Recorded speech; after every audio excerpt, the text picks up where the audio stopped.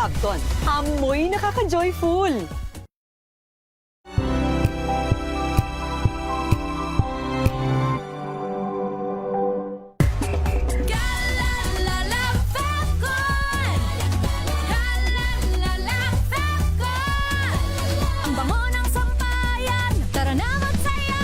Calafabcon, amoy nakaka-joyful. Sa lahat ng bagay, simula pa lang, siguraduhing max protection na. Kasi pag kulang ang proteksyon, baka madaling masira. Sa ngipin, dapat may max protection din. Max sa alaga ng Unique Toothpaste. With Max Protect Formula, help stop cavities before they start, while keeping breath fresh. Try Unique Maximum Fluoride Protection. Para max alaga, max protektado. ACS. Wow, ang saya. Isang barangay na labada, puro mancha pa. Goodbye, pahinga. Mommy, isang laba lang yan sa Pride Bar Blue. May powerful stain-away enzymes na malupit sa dumit mancha. At di masakit sa kamay. Isang laba lang yan. Hello, pahinga. Hello, Pride Bar Blue. ACS. Tanggaling-galing mo Smart dishwashing paste ko Pritong ulam na masebo Plato at kaldero Tanggaling for everyday. Ganyan pag smart ang dishwashing paste. May double tanggaling formula. Tanggal ang sebo, tanggal ang bakterya. Bahid para walang bahid. Linis fantastic sa metal at plastic. Number one ko to. Tanggaling-galing mo Smart dishwashing paste. ACS. May nagbago. May arte. May budget. Akala nyo lang yon. So solid. White rose papaya. Wow, white rose. White rose papaya. Wow, white rose. White rose papaya. May glow up with a white rose papaya. White Rose Papaya. May puti power times 2 kasi may papaya at niacinamide. May shea butter and tea tree oil pa. Kutis sulit ang glow up. Glow up with a white rose papaya. White Rose Papaya. Kutis sulit ang glow up. ACS. Calafabcon. Calafabcon. Ang bango ng sampayan. Tara na magsayawan. Calafabcon, amoy nakaka-joyful.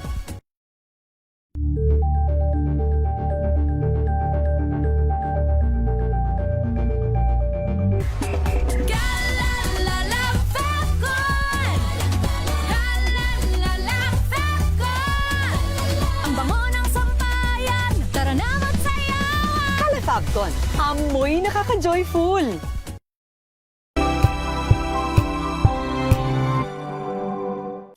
Maagang usapan sa mga issue at balita kasama si Kuya Angelo Palmones sa Magandang Umaga Pilipinas mula Lunes hanggang Biyernes. Kuya Angel po si Angelo Palmones nag-iiwan sa inyo ng isang magandang umaga. Maraming salamat sa inyo. Life goes on! Nine. Good morning, Lakay. Good morning, sister. At good morning. Magandang mainit na umaga. Kuya Angel po si Angelo Palmones nag-iiwan sa inyo ng isang magandang umaga. Maraming salamat. Pilipinas, una sa Pilipino. Mga balitang gigising sa inyong umaga. Mga balitang kailangan mong malaman. Mapapakinggan sa ACS Balita sa 2x2. Kasama sina Anthony Taberna at Jerry Baha. Lunes hanggang Biyernes.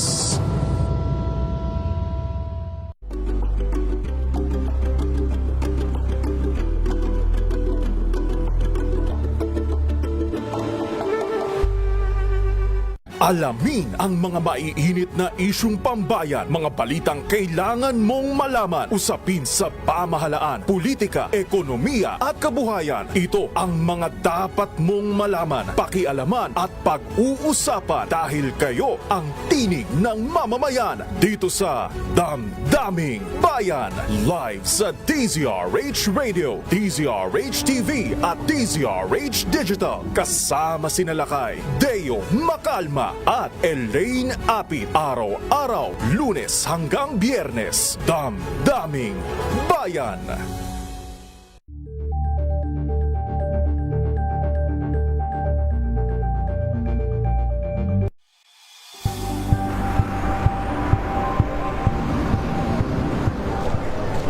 Pa rin ang ating mga eksperto. Dito lang sa Expert Opinion.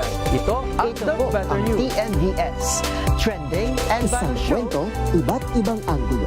Dito sa Point of Bawat pananagutan ating tatalakayin dito sa Hoy. Bawal yan. Filipino, dito lang sa latest happenings and trends, matchable entertainment and lifestyle. Ito ang MBC TV Network News. Una sa Pilipinas, una sa Pilipino.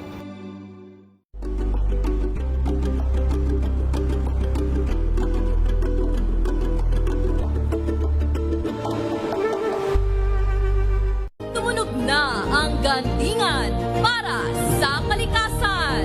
Ang itinanghal bilang Best AM Radio Program Host ay si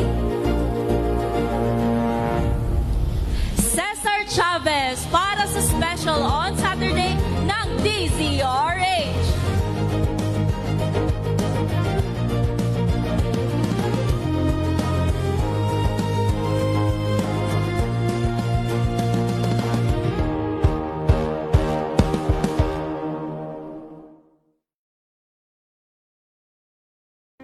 The Better News. Una sa Pilipinas, una sa Pilipinas. TNVS, trending and viral show. Nakahandang Sa ating balitan mga kaibigan sa Rapido Hataw. Public Service Hour. Siyempre pa, una sa Pilipinas. Una Ayan ang kabuhanan din pala tuntunan ng break time. Sabay niyo na po ang mga balita at talakayan sa Balansyado. Maraming sa... buklatin ang mga pahina.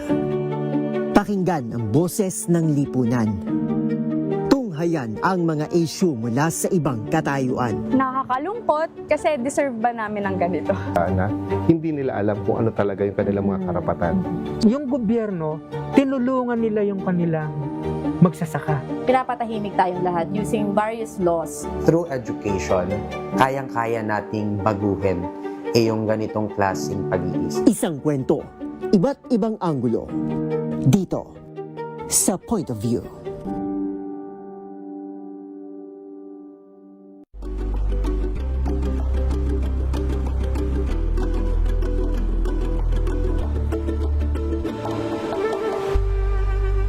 Tambalang Anthony Taberna at Jerry Baha ang gigising sa inyong umaga dahil lalatay ang humahagupit na diskusyon at komentaryo Lunes hanggang Biyernes sa 2x2.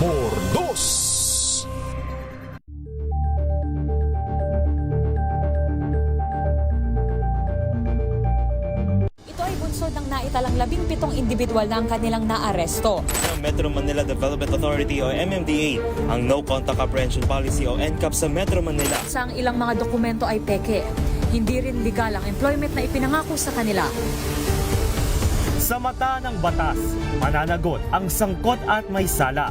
Dahil sa bawat paglabag, may karampatang parusa. Alamin ang mga pananagutan sa likod ng mga bawal. Dito sa Hoy! Bawal yan! Tuwing Sabado, alas 11:30 ng umaga. Dito lang sa DZRH TV.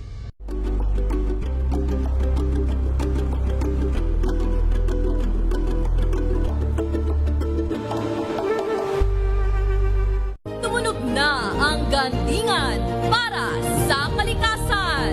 Ang nagkamit ng parangal bilang Best News Anchor ay walang iba kundi si Angelo Palmones ng Magandang Umaga Pilipinas, DZRH Radio 666 kHz.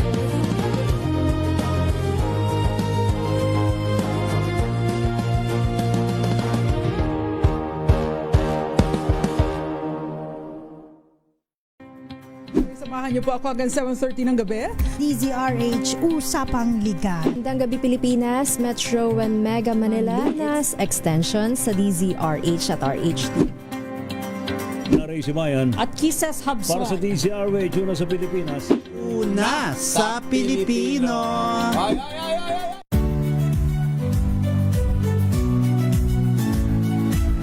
Magandang araw mga kaibigan. Ito po ang inyong balerina ng bayan, si Lisa Makuhay Lizalde, na nag-aanyaya sa inyong samahan kami at ang aming mga espesyal na panauhin para sa kalahating oras ng masayang kwentuhan sa aming programang Art to Art, kung saan ang usapang sining at kultura ay para sa lahat.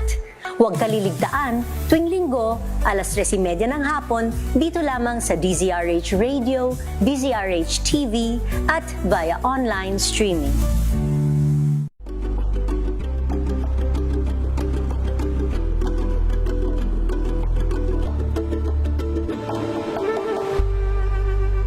We've got you covered. From the hottest hits, exclusive interviews, to the bones fan meet experience, and hataw performances of your favorite stars.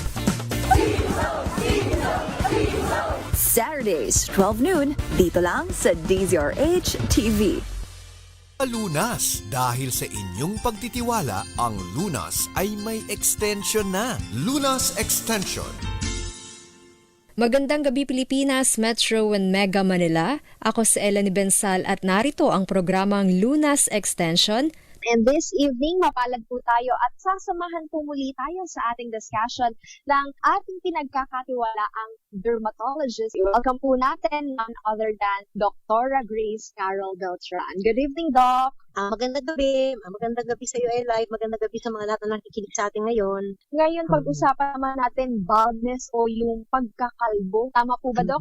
Oo. Eto po, Doc, gaano po ba karami yung apektado dito? Ay, nako. Araw-araw may pasyente akong naglalagas ng buhok, no? Oo.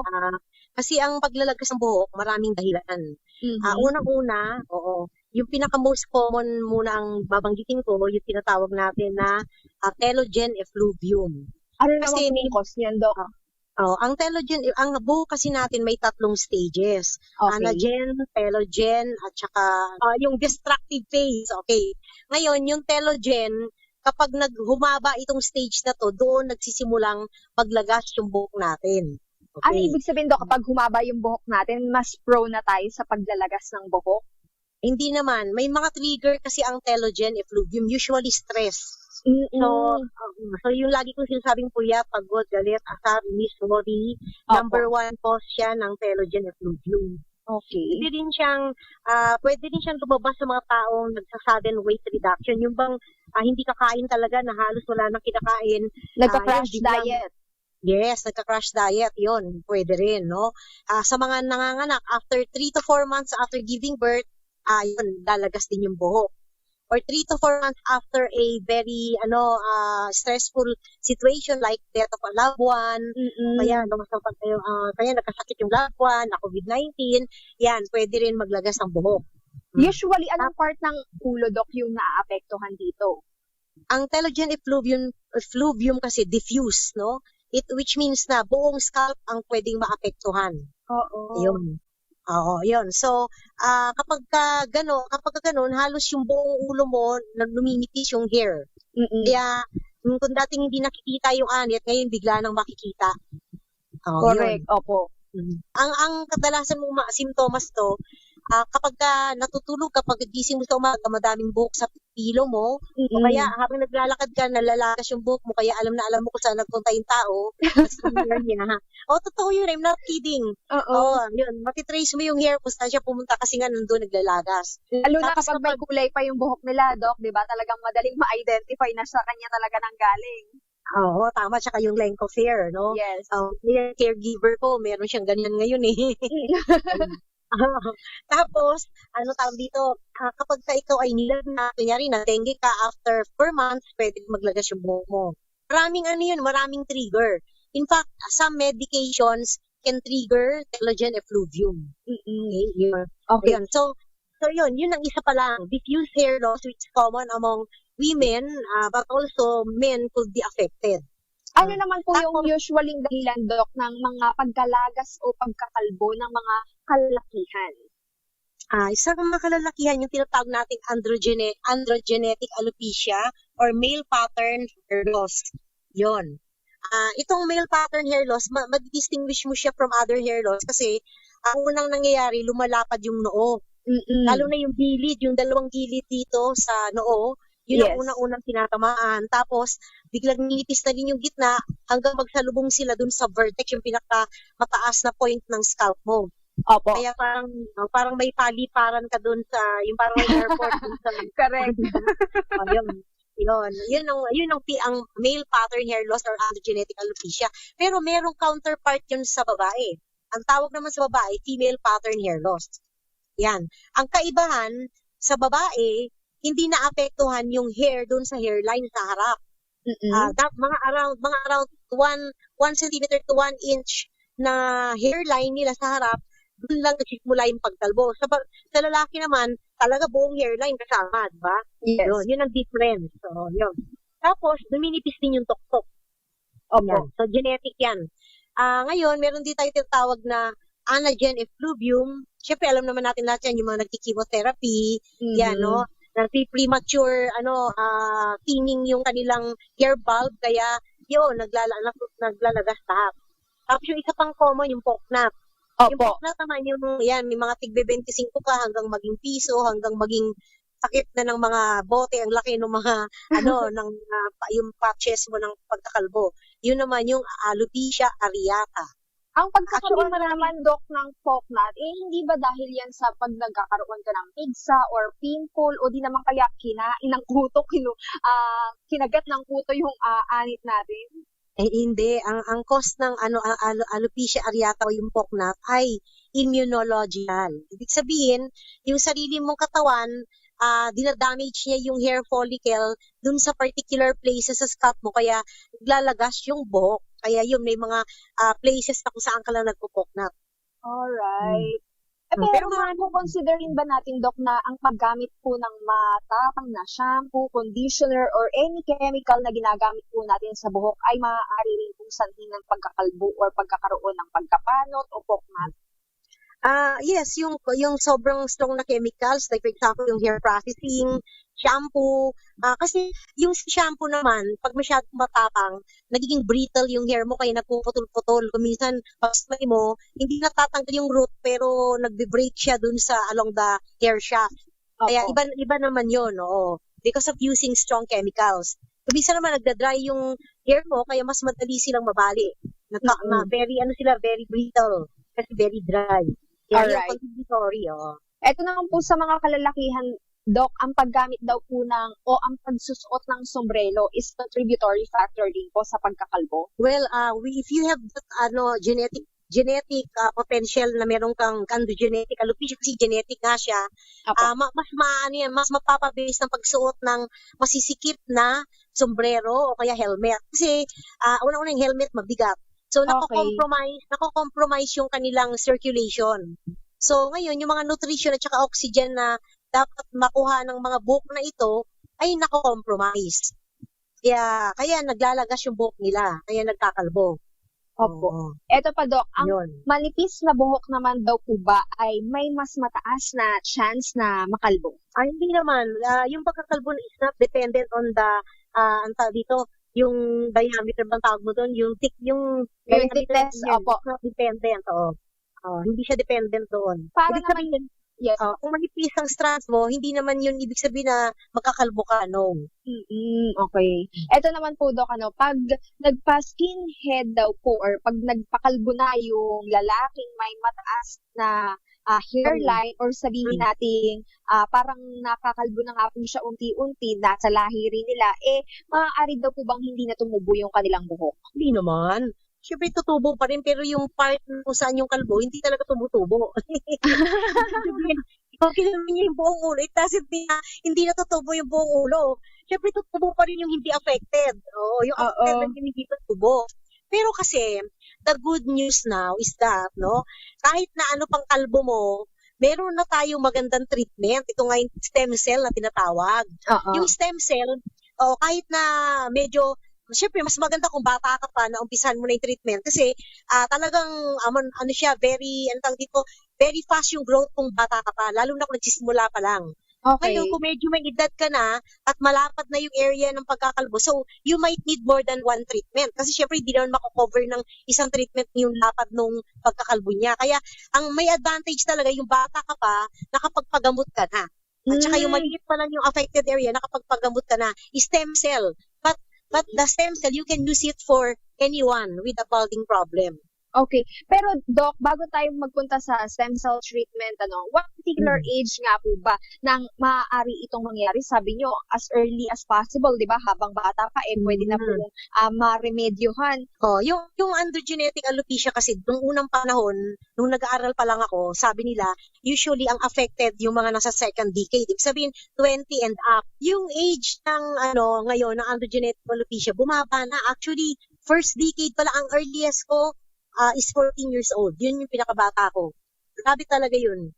Ang bata-bata pa, meron na siyang ganun. Kaya, pero yun na nga, the good news is that we have already stem cell, which is a permanent cure for male pattern alopecia or androgenetic alopecia. Okay, pag-usapan nga po natin yung pamamaraan ng paggamot or pagtugon po para sa mga nakakalbo, napapanot. Sa ating pagbabalik, Doc, dito pa rin po sa programang Lunas Extension sa DZRH at RHTV. This time check is brought to you by ACS Manufacturing Corporation. Hello, Washi! Laundry day na naman! Yay! Anong meron? Mancha ng chocolate, putik, may libag pa! Kaya natin yan! With Pride Washing Machine Detergent, may triple stain-away formula. Tanggal ang makapit, madikit, at madupit na dumit mancha. Kaya easy-easy ang labada. Mula noon hanggang ngayon! All you need is pride. All you need is pride. ACS. Tinesting, sinuri, siniyasan. Ang resulta? Super effective ang Shield sa pagpatay ng bakterya at virus. Shield Antibacterial Soap. Believe ang mga eksperto sa Philippine Nurses Association. At si Mami. Tiwala ako sa Shield. Shield Antibacterial Soap. Napatunayang mabisa. Ang mga nurse, tiwala. ACS. Sa lahat ng bagay, simula pa lang, siguraduhing max protection na. Kasi pag kulang ang proteksyon, baka madaling masira. Sa ngipin, dapat may max protection din. Max sa halaga ng unique toothpaste. With Max Protect Formula, help stop cavities before they start, while keeping breath fresh. Try unique Maximum Fluoride Protection. Para max alaga, max protektado. ACS.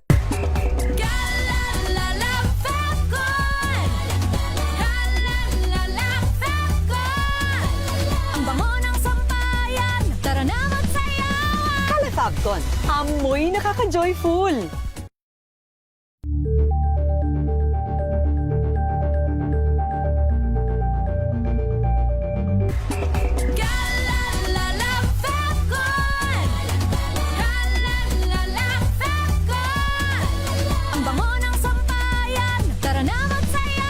Kalafagton, amoy nakaka-joyful.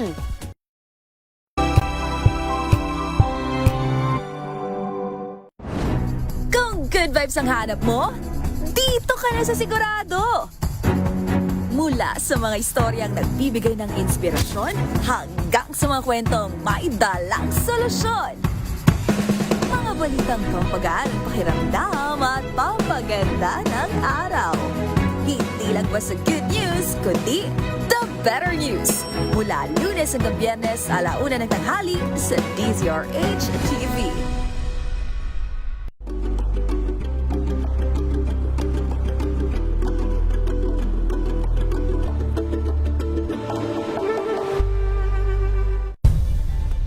Nagsimula sa pangarap hanggang sa maabot ang tagumpay.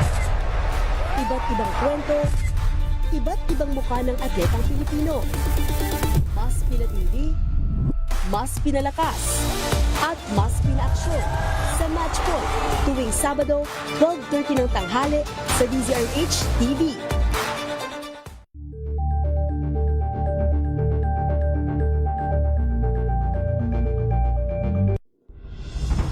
Tuloy-tuloy ang pagtulong, tuloy-tuloy ang pagseserbisyo, at tuloy-tuloy ang balitaan kasama si May Binauhan sa Operation Tulong mula Lunes hanggang Biyernes.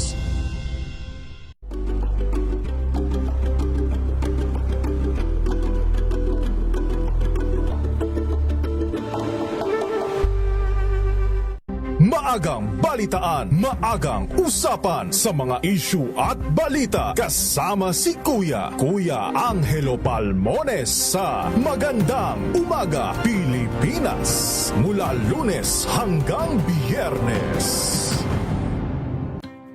Visayas at Mindanao at maging sa ibang bansa. Luzon, Visayas, Mindanao. Una sa Pilipinas. Una sa Pilipino. Walang advokasiyang maliit, basta't malimit. Maraming salamat. Muling sumasa inyo ang ating palatuntunan special on Saturday. Salamat po sa inyong pagsama sa amin dito sa executive session. Mabuhay. Isang oras na talakayan ng mga usaping may kinalaman sa ating akto. Idulog nyo na yan dito sa Hoy. Bawal yan. Ang latest happenings at trending sa mundo ng entertainment and lifestyle with favorite stars. Mga kwentong maghahatid ng inspirasyon at aral sa mundo ng Mga balitang gigising sa inyong umaga. Mga balitang kailangan mong malaman. Mapapakinggan sa ACS Balita sa 2x2. Kasama sina Anthony Taberna at Jerry Baha. Lunes hanggang Biyernes.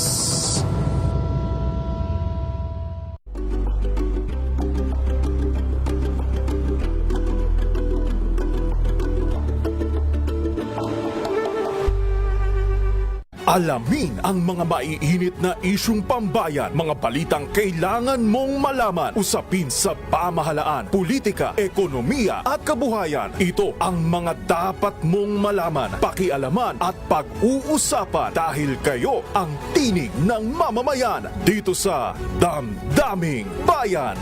Live sa DZRH Radio, DZRH TV at DZRH Digital. Kasama sinalakay Deo Macalma at Elaine Apit. Araw-araw, Lunes hanggang Biyernes. Damdaming Bayan.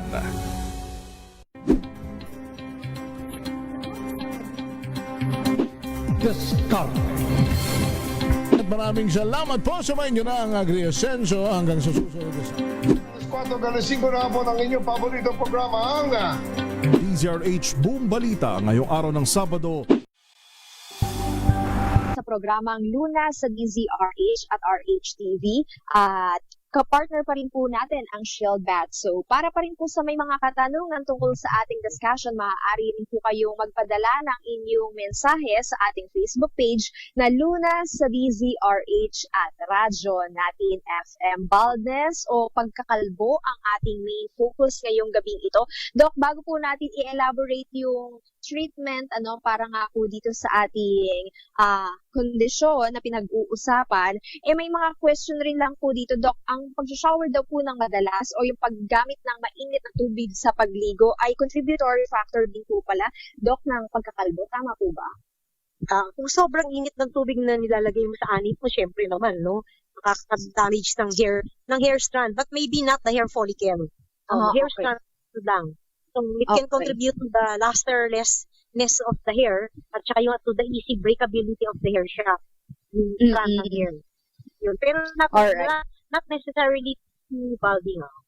Okay. Eto pa po, Doc, dahilan rin daw po ba ng kakulangan ng specific vitamins kung bakit madalas na nangyayari itong pagkakalbo? Yes, definitely. Yung sinasabi kong telogen effluvium, nutritional deficiency can contribute very much to that kind of hair loss. What particular vitamins yung kulang sila, Doc? Naku, marami. Marami. Oo, siyempre hindi lang isa. Maraming vitamins yun. It should be a combination of vitamins and enzymes. Kasi kung walang enzyme, hindi ma-absorb properly yung vitamins. Kaya kaya dapat it should be a combination. So may mga pagkain po ba sila or mga food supplement na vitamins na dapat i-take? Preferably, the food that they should eat is more, kasi 98% of the hair is made of protein. Okay. Only 2% is made of water. Now, the rest is sustained. The rest of the growth of the hair is sustained through the vitamins and minerals, which is the vegetables and fruits are the main sources. So, what you need is the source of protein, source of vitamins and minerals, plus enzyme, and water. Okay, pumunta naman tayo, Doc, sa tamang gamutan, pamamaraan para nga kumatugunan yung baldness. Unahin na lang po muna natin, Doc, yung stem cell therapy na sinasabi po ninyo. Paano po ito? Well, definitely, stem cell is the most expensive. Pero kasi, kung isipin mo naman na one time mo lang gagawin, kasi kung bata ka pa, one time mo lang gagawin. So, instead of applying the medicines for life, ito one time lang ang gastusan, tutubo na siya. Okay? So, ang gagawin mo sa stem cell, ang kinukuha mo yung hair follicle. Tapos ipoprocess mo yun sa isang machine para makuha mo yung stem cell. Tapos pag nakuha mo na yung stem cell, i-inject mo siya sa lahat ng lugar kung saan may kalbo. Yun. Siyempre, stem cell yun, tutubo na siya as hair. Kasi doon mo siya pinlant sa scalp area. Kasi ang stem cell, it will follow the area of growth. Kung saan mo siya nilagay, yung susundin niyang pagtubo, yung kunyari, kung sa skin, kung siya nilagay, skin ang tubo niya. Kung sa bone ang tutubo niya. Kung sa liver yung tutubo niya. Ganon. Yun ang stem cell. So, you put it on the scalp, and then it will grow the hair back. Yun. And it is permanent kasi yung donor area ng kinukunan mo ng stem cell is not affected by hormones. Kaya hindi siya apektado ng androgenetic hormones. So, androgen hormones. So, ibig sabihin rin ba niyan, Doc, maaari na rin ma-prevent yung ibang area na maaari pang malagasan ng buhok? Kasi ma-inject mo lang ito kung saan na naglagas na yung buhok kung saan yung kalbo. Hindi siya pwedeng, pwede mo rin siguro inject. Pwede naman, kaya lang, syempre, kasi meron pang buhok yun Parang ang gagawin na niya, ipupush out niya yung old hair, papalitan lang ng bago. Pero parang useless. Kaya mas maganda, doon lang sa affected areas mo siya inject. Kahit gaano kalaki, Doc, yung damage, yung nakalbong part, maaari itong i-apply? Yes, kaya lang, kung mas malaki yung area, hindi one session lang. Kasi hindi kaya ng kasi you can inject per session 5 ml only. Okay. So, if it is a bigger area, you need maybe 10 ml. So, 2 sessions ang kakailanganin mo. Magkano naman daw po ba aabutin ito, Doc? Nako, 100 plus Pero, naman, garantisado naman. Kung bibili ka ng gamot, Kung bibili ka ng gamot, sabihin na natin, nasa 27,000, Every 6 months, kailangan mong bumili. Di ilang taon, isang ito permanent. Pag tumubo na to, hindi na siya maglalagas. Not unless you have another kind of hair problem. Opo. Pero ito, Doc, ay different pa sa hair implant. Ay, yung hair implant, nakakatakot kasi yun, may surgery yun Ang tagal-tagal mo na sa operating room kasi kukuha ka ng donor, aalisin mo yung scalp skin sa bandang batok na mga about, siguro mga 2.5 inches ng laki. Tapos, gugupitin mo isa-isa yung hair shaft. Tapos ita-transplant mo isa-isa yung hair shaft. Ganun kahirap. Kaya isang araw siguro yung procedure, hirap-hirap talaga. Kalahating araw pa lang, mga ganun.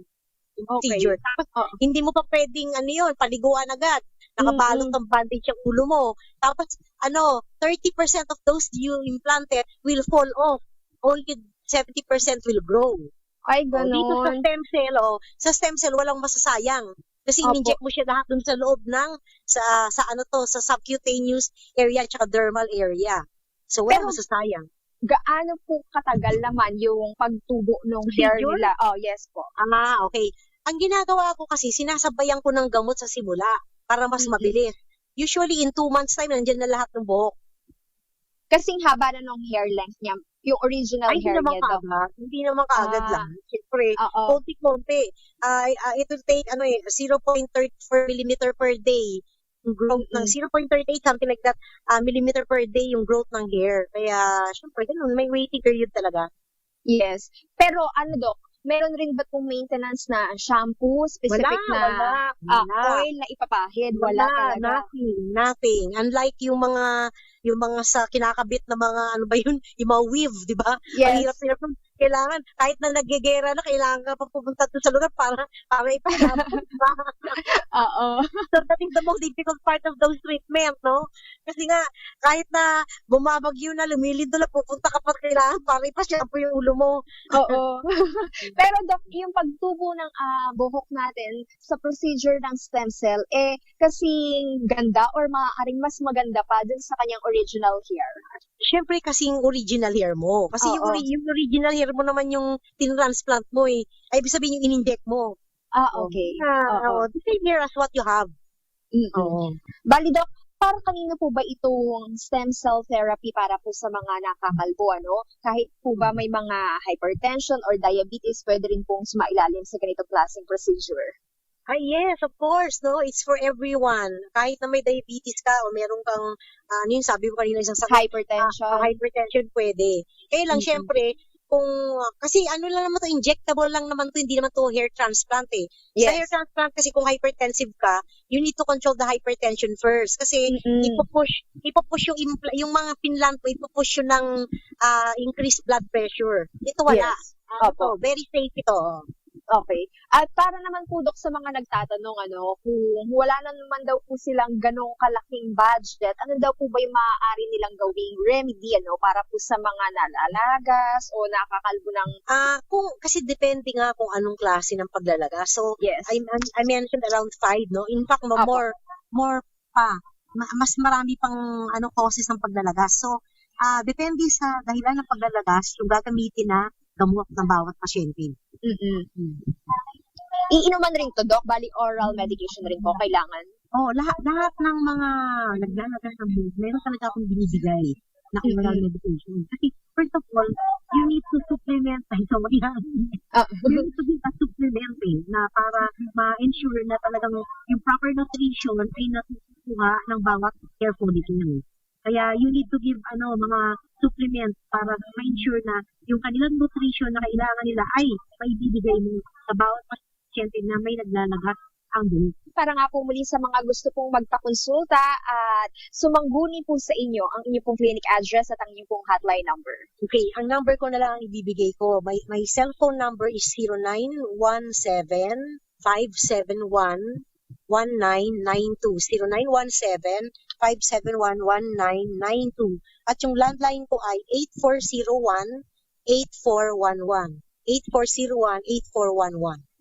Thank you so much once again, Dr. Grace Carol Beltran. Bye-bye. Thank you sa inyo lahat. Bye-bye.